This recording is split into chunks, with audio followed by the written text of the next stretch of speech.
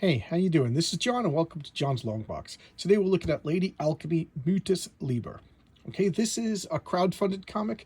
I think it was on Indiegogo, and that means, for those of you who do not know, you it's announced, you pledge. So you basically pay for the comic before the comic is even made in most cases, and then you wait 6 months, a year, whatever. They give you a time frame, and then they ship you the comic. You're kind of gambling because I know on a few board game campaigns, like two of them, I didn't get the product, but there you go. So I only pledge what I'm willing to lose. So, and because of that, I'm patient with stuff like this. I never the people that do these crowdfunded campaigns, they send you updates. Indiegogo will send you mail, or Kickstarter will send you mail. I'm notorious for never reading them. I just pledge, forget, and the next thing you know, something shows up in the mail, and I'm like, oh yeah, and it's like a gift to myself that I forgot that I even paid for. I'm notoriously patient with that. Matter of fact, this is the creative team: Martina Markova, Von Klaus, Dario Carrasco Jr., Una, Eric Weathers. Okay, Martina Markova. This is her character based on her burlesque performances.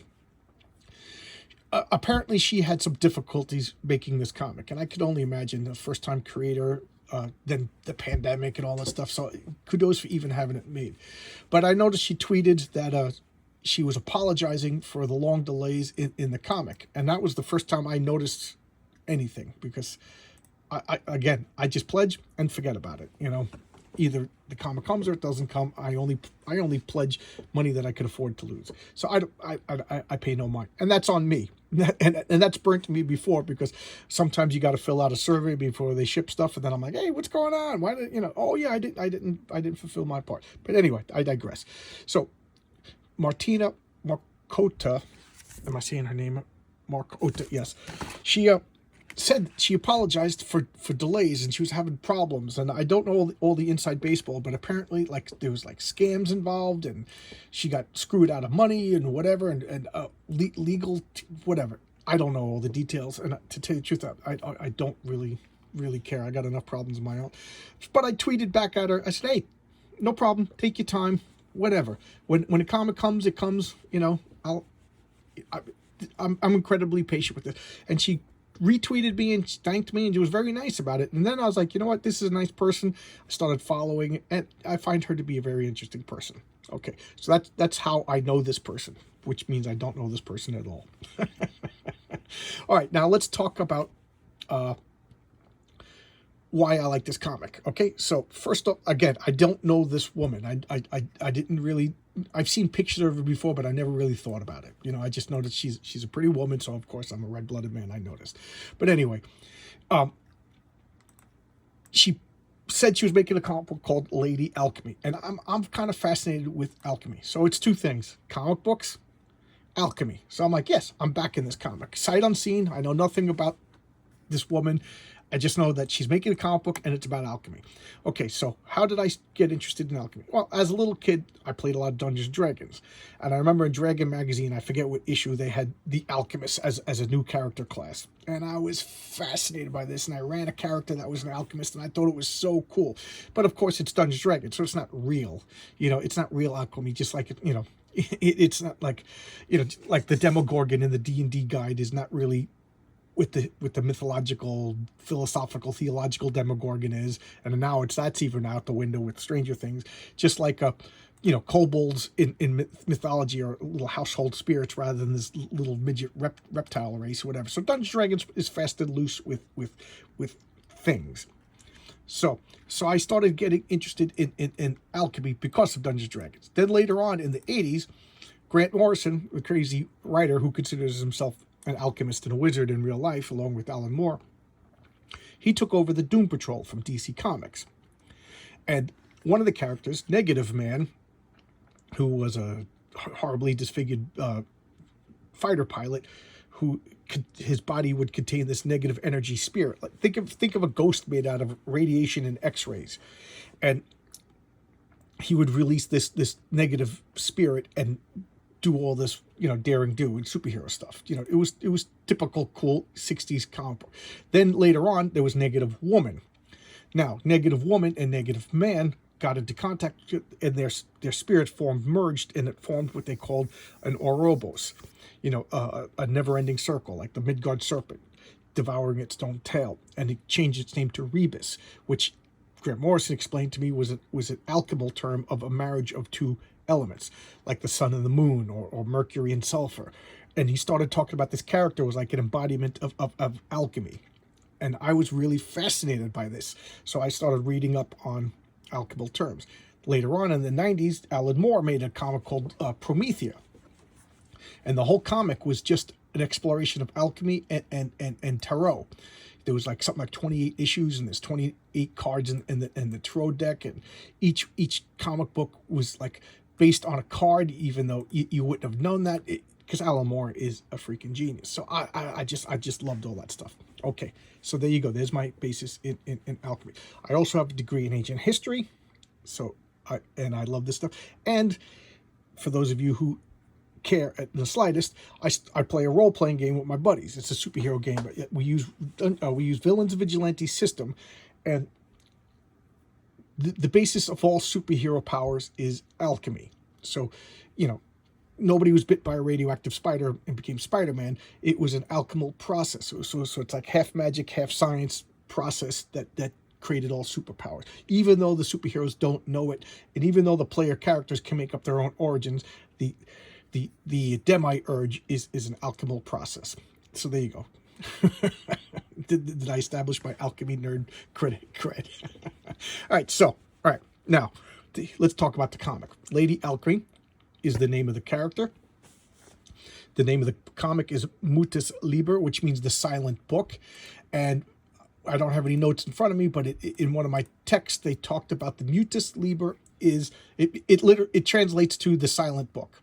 And what it is, or the mute book, I think is a better term. And what it is, it's a book of just images, like plates, like old-fashioned, I guess they carved backwards on the wood and then they pressed. I think that's how it was made. And there was no words. Matter of fact, I have this bookmark here, and this book has a heavy spine, so it's kind of hard to do this. Okay, but here's a page from the Mutus Liber. She reprinted them in the comic itself. Okay, I'm not going to show all the pages. I just wanted to show this as an example. Notice there's no words. Okay, so I'm supposed to look at this, and if I'm an alchemist, even if I don't know it, I'm going to have the premise of the Mutus Liber is I will understand this. It'll be intuitive to me. And the normies, the muggles, they don't know what this is. So it's a book of how to become an alchemist, alchemical formulas, and the philosophy of alchemy without words. It's just for, if you know kind of thing. I can get rid of this bookmark now. All right, so that's the Mutus Liber. So now I talked about everything other than the comic. Now I'm going to talk about the comic itself. And for those of you who've been watching my channel, you know that I like to showcase old comics, and I pretty much show the whole comics. I'm not going to do that in this particular case. Why? Because it's brand new. I don't care about showing a 40-year-old Spider-Man comic book because, everybody's been paid. I've owned that comic for 30 years. It's not going to, the person's not going to rely on the income for paying the bills.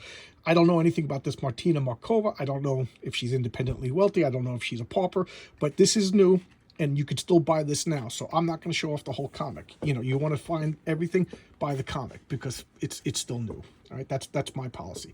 All right, so now we're going to open it up, and I do like this. I do like this cover a lot. All right, so the truth. Lady Alchemy, uniting the truth with beautiful. And here's the credits. I always show the indicia, 2021, and I think it was a little bit late. So it's created by Martina Markova, written by Klaus von Klaus and Martina, inks Dario Carrasco Jr., coloring Yuka, and lettering Eric Weathers. And logo design. I need an alchemist to fix my eyes. So here's the first page, and it's a nice glossy paper, so there's a glare. All right. Now, at the risk of sounding mean, I did not expect much. I did not expect any art. I did not expect any story. I just expected about alchemy.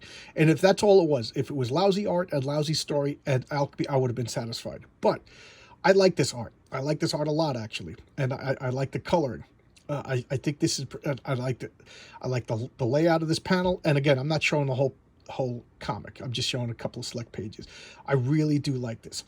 So this art, I'm happy. So it's about alchemy, and they seem to know about their alchemy. So that was really cool. And this art is good. So it's 2 out of 3. And you know what? The writing was really good. The writing was really good. I did not expect the story to be good. I did not expect the way the story was told to be any good, and I expected a Mary Sue character, and we did not get a Mary Sue character. Lady Alchemy struggles. Matter of fact, the whole first half of the comic is her. She's being hoodwinked and tricked, and dealing with the repercussions of this. You know, the the way a Mary Sue is they never struggle, and she. Right away, right out of the bat, she swings and she misses, and I like that she rectifies them. It's a redemption arc. It's her growing and learning her abilities. So here you go. When I got to this page, I was a little disappointed with the purple and the pinks. I was like, oh god, here we got the progressive bisexual lighting color scheme, and I was like, oh man. But this is the last 2 pages I'm going to show. But when I got to this, now she's backstage, and it's like more normal lighting. And I was like, oh, okay. They were in a club.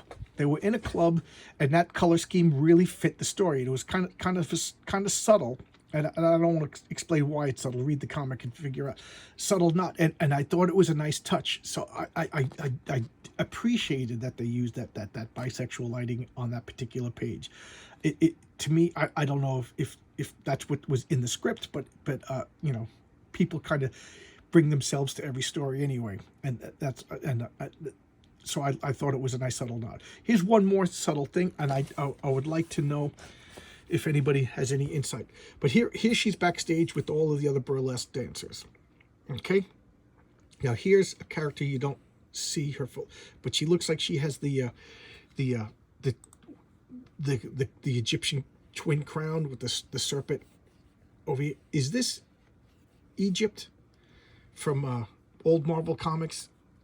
The burlesque dancer with the ostrich.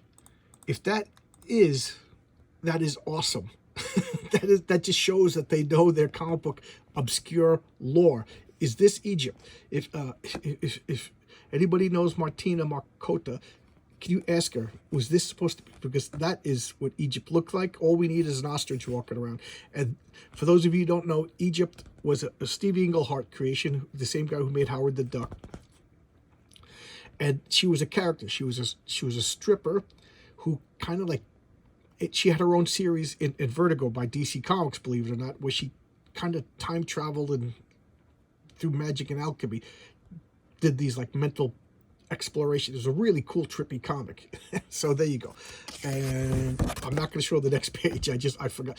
I'm not going to show the next page for 2 reasons. Again, it's a new comic. I want you to purchase it on your own. Second, the next page is not safe for work. And I don't know how YouTube will be with stuff like that, considering I'm just a guy who shows off comic books. All right, so I like this a lot. For the most part, I only showcase comics that I do enjoy, because life's too short to focus and dwell and harp on bad comics. So I was really surprised by this. Admittedly, my expectations were low, because this person, for as far as I know, wasn't in the comic book business. So I didn't expect a good comic. I expected a knowledgeable comic book about alchemy. Then I thought it was going to be some vanity project, you know, with poor writing about how powerful and glorious she was. No, she was powerful, she was glorious, but she fumbled out of the gate, struggled, and I do like that.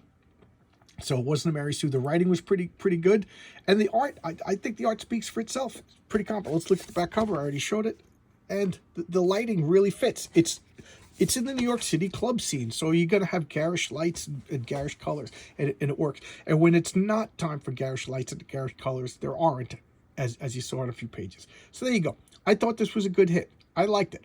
If there's an issue number 2, I'll be back in it. I did enjoy this more than I thought. I don't know what else to say. Kudos.